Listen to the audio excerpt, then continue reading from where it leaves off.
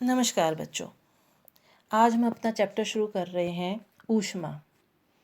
Chapter शुरू करने से पहले क्यों ना हम इस टर्म को थोड़ा सा समझें कि ऊष्मा क्या चीज़ है। ऊष्मा से इस चैप्टर में क्या अभिप्राय है, इसमें क्या समझाने की कोशिश की जा रही होगी। तो सबसे पहले तो हम ये देखते हैं कि हमारे आसपास जो वस्तुएं हैं या हम किसी को टच करते हैं तो कुछ चीज़ें जो हैं वो हमें ठंडी महसूस होती हैं, कुछ चीज़ें हमें गर्म महसूस होती हैं। जैसे आइसक्रीम को अगर आप टच करोगे, बर्फ़ को आप टच करोगे तो वो क्या हमें हमें महसूस होगा, वो हमें ठंडा महसूस होगा।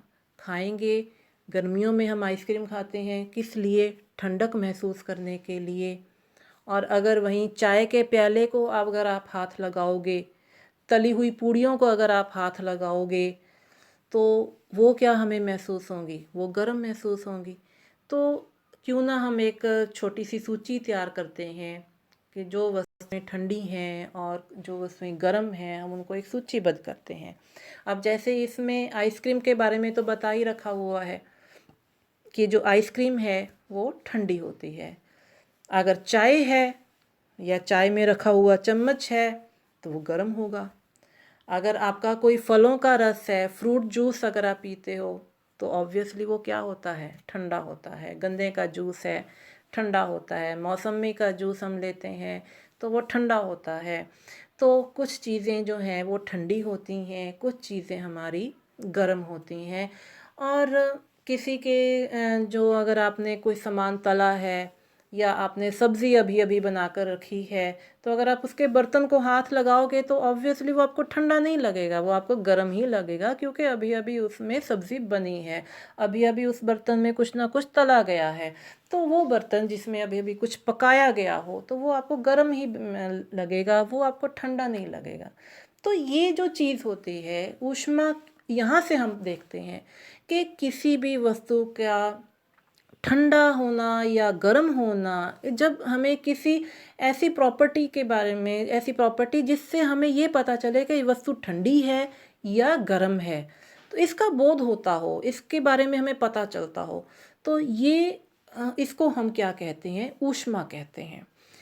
तो ऊष्मा को अगर परिभाषित करने के लिए बोला जाए तो जैसे प्रॉपर एक परिभाषा पूछी जाए कि ऊष्मा क्या है, तो ऊष्मा वह भौतिक राशि है जो किसी वस्तु की प्रकृति अर्थात उसके ठंडे होने अथवा गर्म होने का बोध कराती है। यह ऊर्जा का ही एक प्रकार है, ऊर्जा का ही एक रूप है। तो ये तो हुई ऊष्मा के बारे में हमें पता होना चाहिए कि ऊष्मा चीज़ क्या है, हम किसके बारे में पढ़ने जा रहे हैं। तो यहाँ पे जो है ऊष्मा जो है आपका किससे अभिप्राय है, ठंडे और गर्म होने के मामले में। इसी सारी बात जो है हम इस पूरे चैप्टर में हम यही देखेंगे कि ठंडा होना, गर्म से ठंडा होना, ठंडे से गर्म होना, ये चीज़ें हम कैसे कैसे आगे आगे करते हैं। जैसे आप एक क्रिया है, एक एक्टिविटी है, सर्दियों में हम अक्सर करते हैं, रोज़ाना करते हैं। अक्सर तो क्या, हम रोज़ाना करते हैं, क्योंकि सर्दियों में ठंडे पानी से नहाने की हिम्मत तो किसी की होती नहीं। पहले हम क्या करते हैं, एक बर्तन में ठंडा, बाल्टी में या अपने टब में ठंडा पानी रखते हैं, ठंडा पानी भरते हैं। फिर उसके बाद दूसरे बर्तन में जिसमें हमने पानी को गर्म करके रखा हुआ है, हम उस गर्म पानी को उस ठंडे पानी में मिला देते हैं। और मिलाने के बाद फिर हम उसको हाथ लगाकर देखते हैं कि क्या वो गुनगुना हो गया। तो गुनगुना होने के बाद हम उससे नहाते हैं। तो ये जो एक्टिविटी है, ये हम अगर प्रैक्टिकली भी करें तो घर में आप एक बर्तन लो जिसमें ठंडा ठंडा पानी फ्रिज का निकाल के भरो, फिर एक बर्तन में पानी अच्छे से उबालो। तो दोनों पानी आप देख लो कि एक पानी बहुत गर्म है और एक पानी बहुत ठंडा है।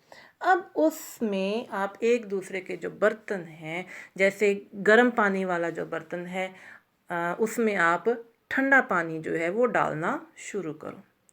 आपको क्या महसूस होगा कि जो गर्म पानी है वो धीरे धीरे धीरे धीरे किस में बदल रहा है, गुनगुने पानी में बदल रहा है। बिल्कुल ठंडा नहीं होगा जैसा वो पहले वो ठंडा वाला लिया हुआ है, जो जितना ठंडा आप डाल रहे हो उतना ठंडा नहीं होगा। लेकिन उसका टेम्परेचर जो होगा वो धीरे धीरे कम होता जाएगा, वो गुनगुना हो जाएगा, वो टच करने के लायक हो जाएगा। तो वो पहले जो गर्म पानी था, जो उसकी तपश थी, जो उसकी गरमाइश थी, जो उसकी ऊष्मा थी, वो कहाँ गई? वो ठंडे पानी में मिल गई। तो ठंडा पानी भी उतना ठंडा नहीं रहा और गर्म पानी भी उतना गर्म नहीं रहा।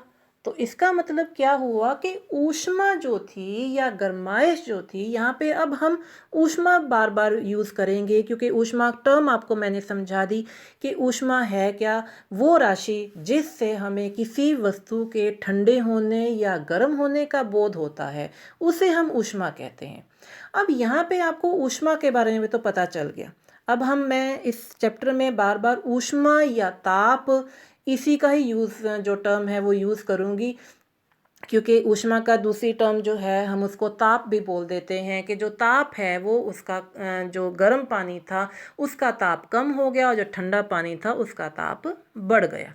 ऊष्मा जो थी वो क्या हुई? स्थानांतरित हो गई।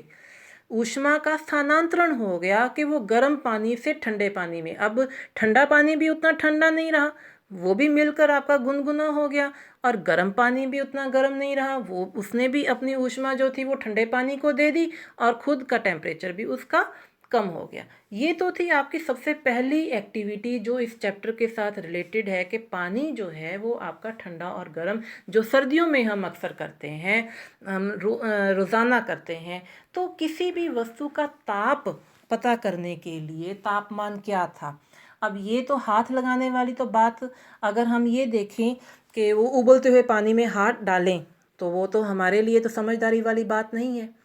तो किसी ना किसी तरीके से अगर हम उसका तापमान कि वो कितना गर्म है उसके बारे में पता करना हो तो उसके लिए हमारे पास एक तकनीक है, एक युक्ति है, उसको हम क्या कहते हैं? तापमापी। आपने एक टर्म सुनी होगी, थर्मामीटर। बच्चे हैं, अक्सर कभी ना कभी किसी ना किसी को बुखार हुआ होता है पूरी लाइफ में, अभी तक कईयों को बुखार हुआ होगा। जब हम डॉक्टर के पास जाते हैं तो डॉक्टर हमारे मुंह में एक पाइप सी, कांच की एक नली सी डालते हैं जिसके आगे छोटा सा बल्ब लगा हुआ होता है, और ये पिक्चर भी आपको दिखा रही हूँ। तो ये होता है थर्मामीटर। थर्मामीटर आपने सुना हुआ है, हिंदी में इसी चीज़ को तापमापी कहते हैं। तो तापमापी क्या होता है? तापमापी एक ऐसी युक्ति है, एक ऐसा यंत्र है जिससे हम किसी भी वस्तु का तापमान पता कर सकते हैं कि इस वस्तु का कितना तापमान है। हर चीज़ को टच करके देखना वो हमारे लिए समझदारी वाली बात नहीं है कि कितना गर्म है। हो सकता है बहुत ज़्यादा गर्म हो तो हमारा हाथ अननोइंगली जो है वो जल जाए, हमारी कोई गलती भी ना हो, सिर्फ प्रैक्टिकल करते हुए जल जाए।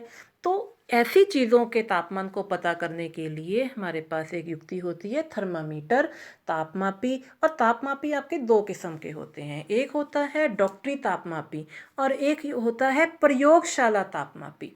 तो तापमापी आपके दो किस्म के होते हैं। डॉक्टरी तापमापी जिसका यूज़ डॉक्टर करते हैं जब हम अपना टेम्परेचर चेक करवाने के लिए जाते हैं, बुखार होता है तो कितना बुखार है ये पता करने के लिए जाते हैं।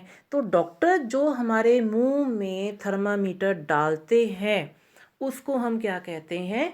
डॉक्टरी तापमापी कहते हैं। और यहाँ पे बिल्कुल साफ इंडिकेशन है कि जो हमारा बॉडी का नॉर्मल टेम्परेचर है वो 37 डिग्री सेंटीग्रेड होता है। अब यहाँ पे आपको इस थर्मामीटर में आपको दो स्केल दिखाई दे रहे हैं। ऊपर वाली लाइन में लिखा हुआ है सेंटीग्रेड और नीचे वाली लाइन में लिखा हुआ है फ़ारेनहीट। देखो, जो आपकी ऊपर वाली लाइन है उसमें क्या लिखा हुआ है? सेंटीग्रेड। और नीचे वाली लाइन में क्या लिखा हुआ है? फ़ारेनहीट। तो इसका मतलब टेम्परेचर पता करने के लिए, किसी भी वस्तु का तापमान पता करने के लिए हमारे पास दो स्केल हैं, एक है सेंटीग्रेड स्केल और दूसरा है फ़ारेनहीट स्केल। और अगर हम इसको देखें कि ये जो आपका है टेम्परेचर, नॉर्मल टेम्परेचर किसी भी इंसान का, नॉर्मल व्यक्ति का कितना होता है? 37 डिग्री सेंटीग्रेड होता है। ये तो रही बात आपकी डॉक्टरी तापमापी की। और आजकल तो आपने ये भी देखा होगा कि जो तापमापी है डॉक्टरों के पास, एक जिसके ऊपर डिजिटल टेम्परेचर जो है वो आ जाता है, डिजिट्स में आता है। मैं 1 मिनट उसकी पिक्चर भी आपके बुक में दी हुई है, मैं वही पिक्चर जो है वो ढूंढ रही हूँ।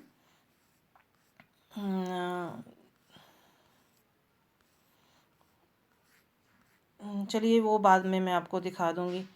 इसमें पिक्चर है आपकी जो तापमापी है, जो डिजिटल जिसमें आपके अंक आ जाते हैं। तो आजकल डॉक्टरों के पास वो भी तापमापी होता है। लेकिन इसके साथ साथ अब आपके पास दूसरा जो तापमापी है वो भी है, दूसरा थर्मामीटर भी होता है जो हम अक्सर प्रयोगशाला में यूज़ करते हैं। तो प्रयोगशाला में जो हम यूज़ करते हैं वो कौन सा तापमापी है? ये इस तरह का लंबे वाला तापमापी होता है, ये प्रयोगशाला तापमापी है। अब प्रयोगशाला तापमापी और डॉक्टरी तापमापी में क्या अंतर होता है? सबसे पहले तो हमें ये देखना है कि प्रयोगशाला जो तापमापी है उसका जो स्केल होता है वो कहाँ से कहाँ तक जाता है? वो जाता है -10 डिग्री सेंटीग्रेड से। ये देखिए, ये है आपके पास -10 डिग्री सेंटीग्रेड से किधर पहुंचता है? 110 डिग्री सेंटीग्रेड तक इसका तापमान जो है वो हम नाप सकते हैं। ये प्रयोगशाला में यूज़ होता है। और ये देखा जाए तो ये पिक्चर में भी आपको दिखाई दे रहा है कि कितना लंबा है। और जो डॉक्टरी तापमापी होता है वो देखिए उसका साइज़ कितना छोटा होता है। दूसरा एक अंतर और होता है तापमापी के, जो आपका डॉक्टरी तापमापी और प्रयोगशाला तापमापी में एक अंतर और होता है कि जो प्रयोगशाला तापमापी होता है, पहले तो मैं आपको डॉक्टरी तापमापी की पिक दिखा रही हूँ। इसमें आपको एक छोटा सा नॉब दिखाई दे रहा है। ये देखिए, ये छोटा सा आपको एक नॉब दिखाई दे रहा है। इसको हम क्या कहते हैं? किंक कहते हैं। विभंग, हिंदी में विभंग कहते हैं और इंग्लिश में इसको किंक कहते हैं। तो ये किंक आपको किस में मिलेगा? थर्मामीटर तापमापी में डॉक्टरी तापमापी में मिलेगा, डॉक्टरी थर्मामीटर में मिलेगा। ऐसा किंक जो होता है ये आपको प्रयोगशाला तापमापी में नहीं दिखाई देता। प्रयोगशाला तापमापी में ये नहीं होता है, लेकिन डॉक्टरी तापमापी में ये किंक आपको दिखाई देगा। और दूसरा जो मैंने आपको अंतर बताया प्रयोगशाला तापमापी और डॉक्टरी तापमापी में, वो क्या है कि जो प्रयोगशाला तापमापी होता है उसमें जो स्केल जाता है वो -10 डिग्री सेंटीग्रेड से 110 डिग्री सेंटीग्रेड तक जाता है। लेकिन जो डॉक्टरी तापमापी होता है, जो डॉक्टरी तापमापी है उसमें जो टेम्परेचर का जो स्केल है वो आपका 35 डिग्री से 42 डिग्री तक ही, 42 डिग्री तक ही जाता है। 35 डिग्री सेंटीग्रेड से 42 डिग्री सेंटीग्रेड तक ही इसका स्केल होता है। लेकिन जो प्रयोगशाला तापमापी है उसका जो स्केल है वो -10 डिग्री सेंटीग्रेड से 110 डिग्री सेंटीग्रेड होता है। और आजकल जो मैंने आपको अभी बता रही थी कि जो डॉक्टरी तापमापी है, डॉक्टरों के पास आजकल एक डिजिटल तापमापी भी आता है, डिजिटल थर्मामीटर भी है जिसमें अंकों में दिखा दिया जाता है कि इसका तापमान ये है। तो इसको हम अंकीय तापमापी या डिजिटल तापमापी भी कहते हैं। और अभी हमने पीछे जो क्रियाकलाप किया था उसमें मैंने आपको एक टर्म बताई थी कि स्थानांतरण होना। तो ऊष्मा का स्थानांतरण हुआ था, कहाँ से? गर्म पानी से ठंडे पानी में। तो इसका मतलब ये हुआ कि ऊष्मा जो होती है उसका स्थानांतरण होता है, वो एक वस्तु से दूसरी वस्तु में स्थानांतरित होती है। लेकिन अब स्थानांतरण कहाँ से किधर होता है? हमें क्या पता कि ठंडे पानी ने गर्म पानी को किया या गर्म पानी ने ठंडे पानी को का तापमान जो है वो बढ़ाया। ठंडे पानी ने गर्म तापमान जो पानी में हमने डाला था, तो दोनों में एक्सचेंज कहाँ से हुआ? दोनों में स्थानांतरण किधर से किधर की तरफ हुआ? तो इसके लिए मैं आपको बता दूं, जो ऊष्मा का स्थानांतरण होता है वो हमेशा गर्म से ठंडे की ओर ही होता है। तो ऊष्मा के स्थानांतरण किसी भी विधि से जो है वो नहीं, उसकी पर्टिकुलर 3 विधियां होती हैं। ऊष्मा के स्थानांतरण की 3 विधियां होती हैं। एक होती है चालन विधि, एक होती है संवहन विधि और एक होती है विकर्ण विधि।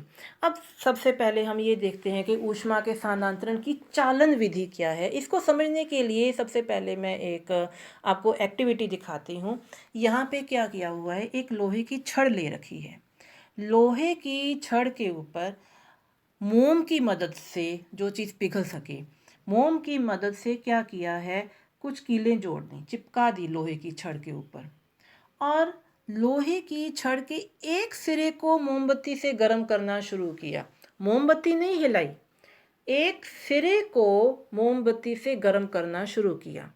तो जब इस तरह से एक सिरे को गर्म करना शुरू किया तो जो मोमबत्ती के तापमान से, जब मोमबत्ती का तापमान जो था वो आगे आगे बढ़ना शुरू हुआ, तो सबसे पहले ये जो पास वाली कील है, ये लोहे का जो सामान यहाँ पे जोड़ा, मोमबत्ती की मोम की मदद से जो यहाँ पे चिपकाया, पहले वो गिरा। फिर उसके बाद अगली पोजीशन पे जो था वो गिरा। फिर उसके बाद अगली पोजीशन वाला गिरेगा, फिर उसके बाद अगली पोजीशन वाला, फिर लास्ट पोजीशन वाला। लेकिन यहाँ पे हमने मोमबत्ती को नहीं हिलाया, मोमबत्ती वहीं पे ही खड़ी है। वो उसी के सिरे को गर्म कर रही है जिस सिरे को वहाँ पे हमने गर्म करना शुरू किया था। लेकिन धीरे धीरे क्या हो रहा है, दूर वाली कीलें भी गर्म होकर वहाँ की मोम भी जो है वो पिघल कर नीचे, कील जो है वो नीचे गिर रही है। तो इसके पीछे कारण क्या है? कारण ये है कि ऊष्मा जो है वो एक सिरे से दूसरे सिरे की ओर जा रही है। जब ऊष्मा इस तरह से वस्तु के अंदर एक सिरे से दूसरे सिरे की ओर जाती है, हम इसको क्या कहते हैं, ऊष्मा का चालन होना, ऊष्मा का चलना। अब ऊष्मा का ये जो चालन होना है, इसको हम क्या कहते हैं, ये ऊष्मा की स्थानांतरण हो रहा है। ऊष्मा का स्थानांतरण इस विधि से होता है तो इसको हम क्या कहते हैं, चालन विधि।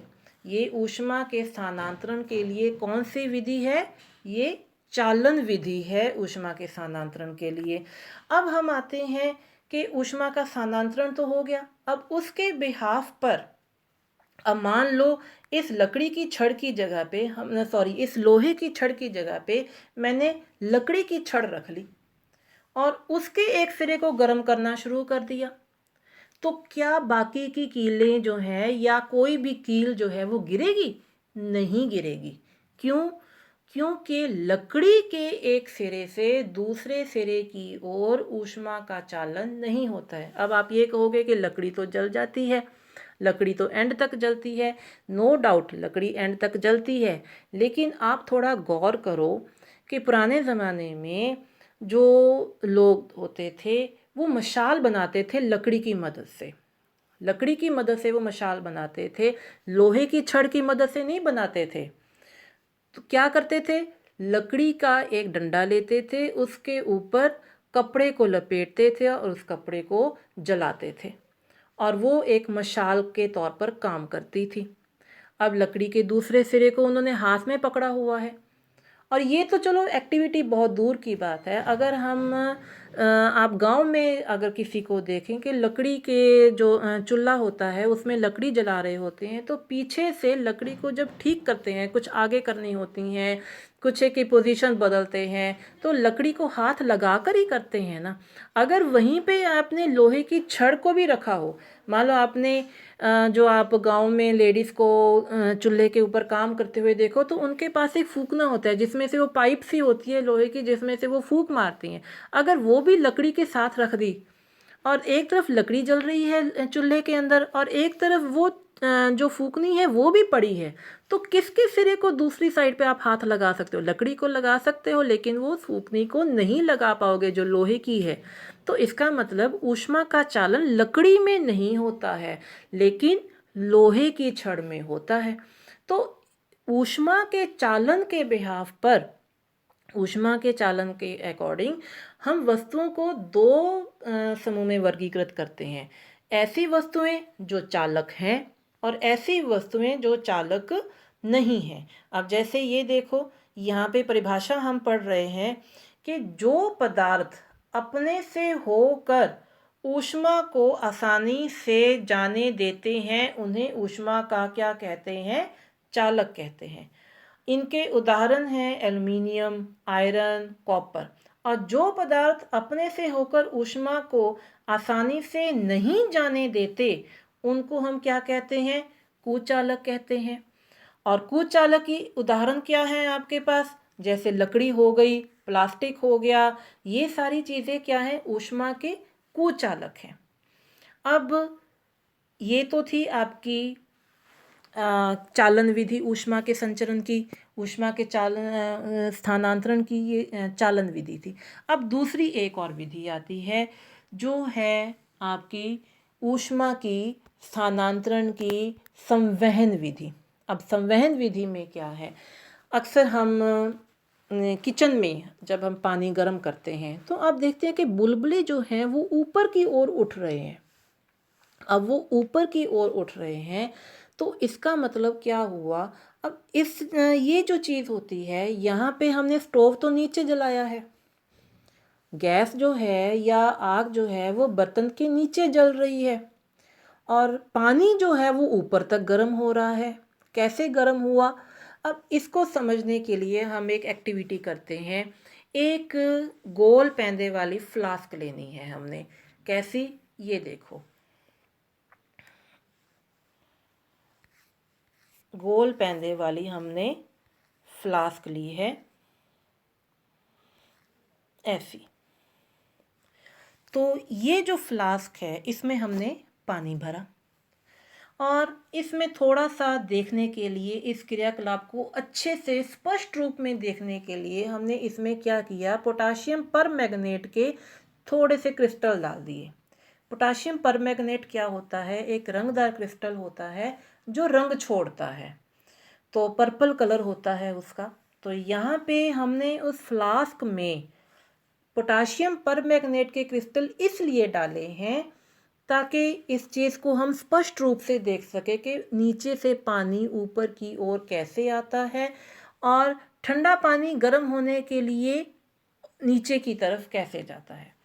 अब यहाँ पे हमने क्या किया? गोल पैंदे वाली फ्लास्क ले ली और उसमें पानी भरकर पोटाशियम परमैंगनेट के जो क्रिस्टल हैं वो इतने धीरे से रखे ताकि कलर जो है वो बाकियों को, पूरे पानी को डिस्टर्ब ना करे। और फिर हमने उसमें नीचे जो है वो आग जला दी, उसको नीचे से गर्म करना शुरू कर दिया।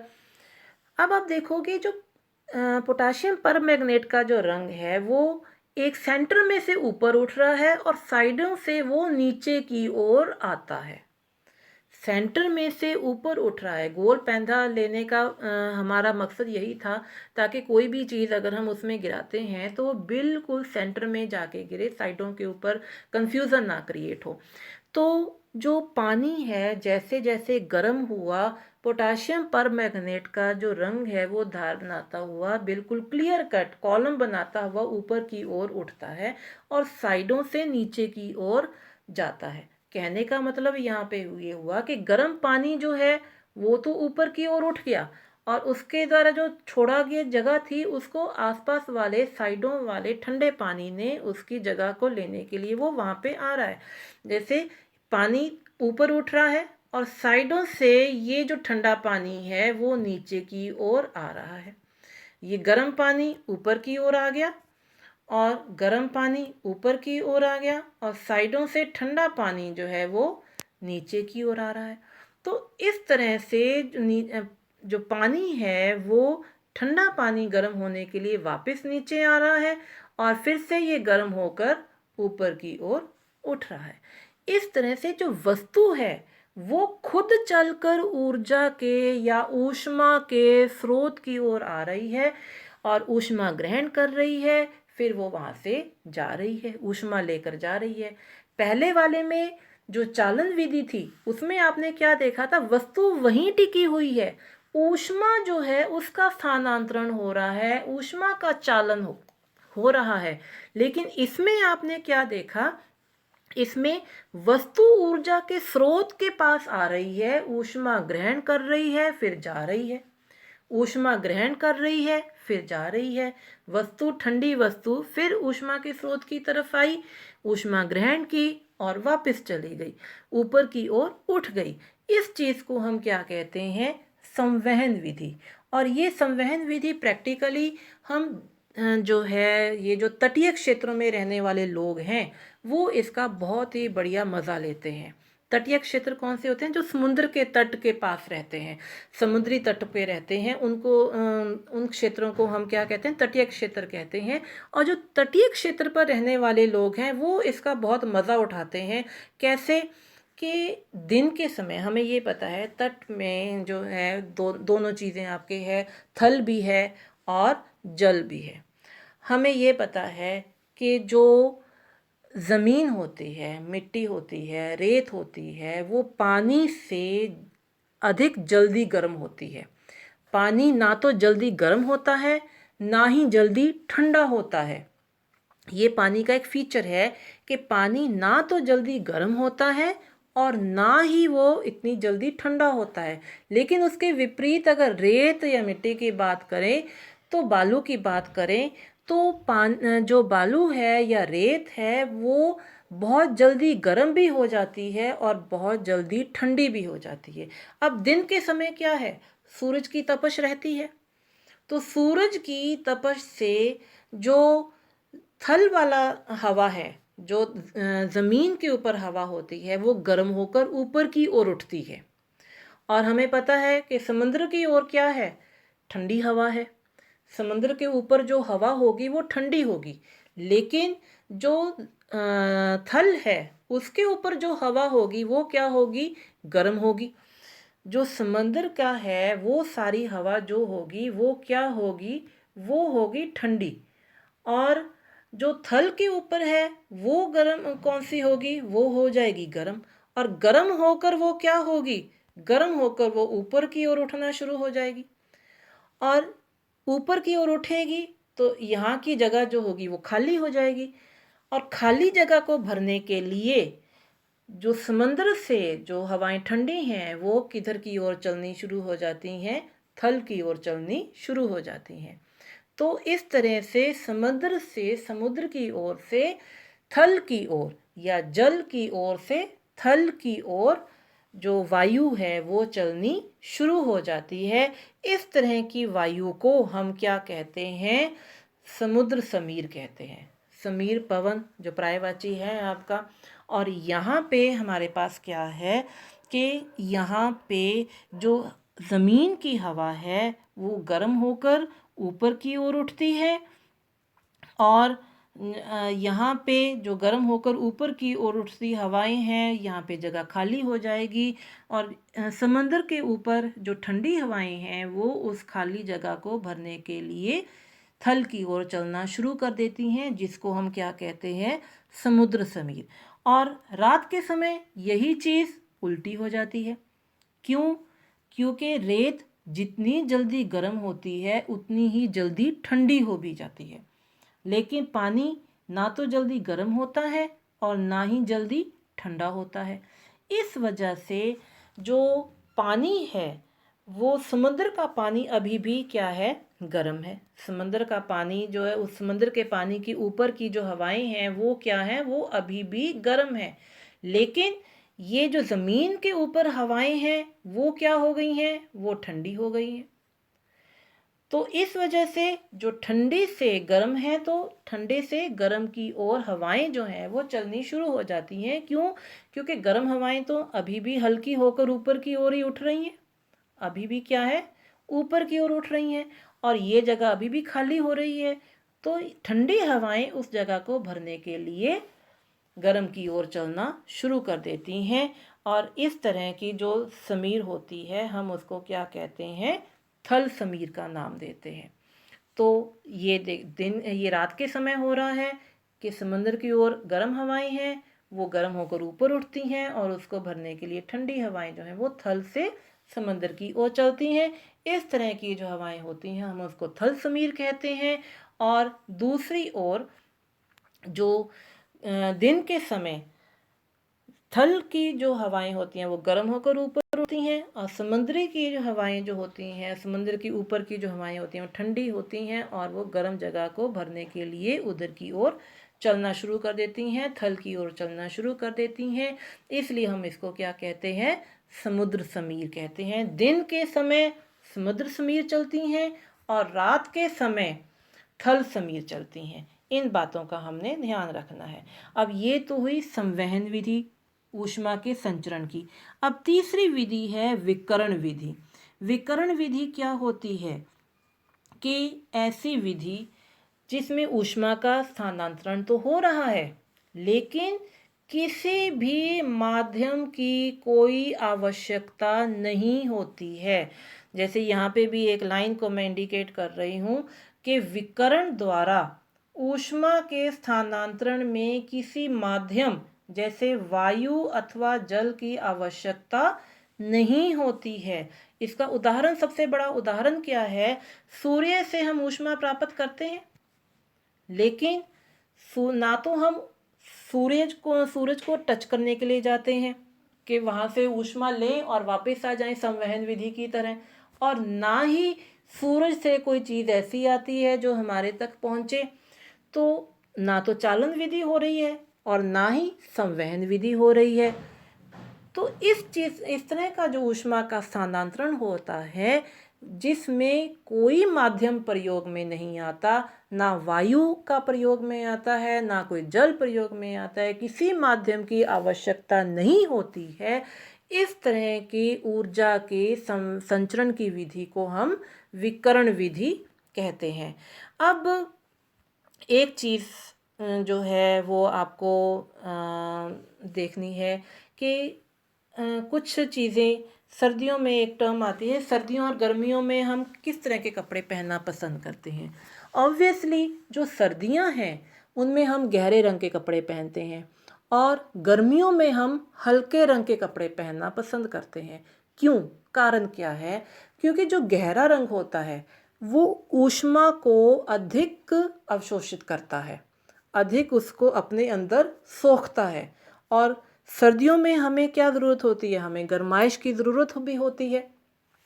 जब हम ऊनी वस्त्रों का प्रयोग पढ़ते हैं या हम गहरे रंगों का प्रयोग पढ़ते हैं, तो हम उसमें ये पढ़ते हैं कि जो गहरा रंग होता है, जो गाढ़ा रंग होता है, जैसे लाल, काला, भूरा, ये जो गाढ़े रंग हैं, ये क्या करते हैं? ये ऊष्मा को अपने अंदर ज़्यादा से ज़्यादा मात्रा में सोखते हैं। अब इसका एक सबसे बड़ी उदाहरण जो हम करते हैं, अपना सोलर कुकर। जो सोलर कुकर है वो क्या होता है, उसको हम बाहर से काला पेंट करते हैं। क्यों काला पेंट करते हैं? क्योंकि उसके ऊपर जो ऊष्मा आ रही है, जो सूरज का प्रकाश आ रहा है, उसका ज़्यादा से ज़्यादा अवशोषण हो, वो ज़्यादा से ज़्यादा ऊष्मा सोखी जाए। और गर्मियों में हम हल्के रंग का प्रयोग इसलिए करते हैं क्योंकि जो हल्का रंग होता है वो ऊष्मा को ज़्यादा नहीं सोखता है, तो इतना अवशोषण नहीं करता। इसके लिए एक एक्टिविटी भी है जो आपकी बुक में भी मेंशन है कि इसमें आपके 2 बर्तन ले लिए। एक बर्तन जो है वो बाहर से काले रंग का है और एक बर्तन जो है वो बाहर से सफ़ेद है। तो दोनों में आपने क्या कर दिया? पानी भर के रख दिया। पानी भर के आपने उसको रख दिया, धूप में रख दिया। तो कुछ टाइम बाद जब आप चेक करोगे तो जो पानी काले बर्तन में पड़ा है वो अपेक्षाकृत सफ़ेद बर्तन में जो पानी पड़ा है उससे ज़्यादा गर्म होगा। तो इससे तो हमें ये पता चलता है कि जो गहरा रंग है वो ऊष्मा को ज़्यादा अधिक मात्रा में सोखता है और जो सफ़ेद रंग है वो ऊष्मा को अधिक मात्रा में नहीं सोखता है।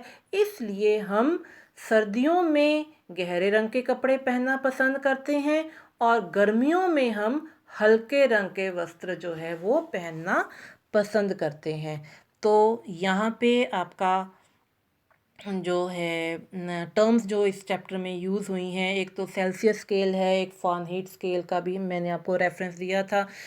ऊष्मा के संचरण का रेफरेंस दिया है कि ऊष्मा का संचरण होता है, कुछ चीज़ों में से ऊष्मा का संचरण हो जाता है वो चालक होती हैं, कुछ में से नहीं होता है वो कुचालक होती हैं या ऊष्मारोधी होती हैं। संवहन विधि पे हमने समुद्र समीर के बारे में पढ़ा है और थल समीर के बारे में पढ़ा है, एक विकर्ण विधि के बारे में पढ़ा है। तो ये सारी टर्म्स जो हैं वो हमारे इस चैप्टर में आई हैं कि ऊष्मा का संचरण होता है, ऊष्मा क्या है, ऊष्मा को कैसे नापा जाता है, तापमापी क्या है, कितने प्रकार का है। तो that's all in this chapter. और इसके जो प्रश्न उत्तर हैं वो मैं आपके ग्रुप में PDF की फॉर्म में डाल दूंगी, और आप लोगों ने इन सभी प्रश्नों को अपनी अपनी कॉपी के ऊपर करना भी है और याद भी करना है। Okay, thank you.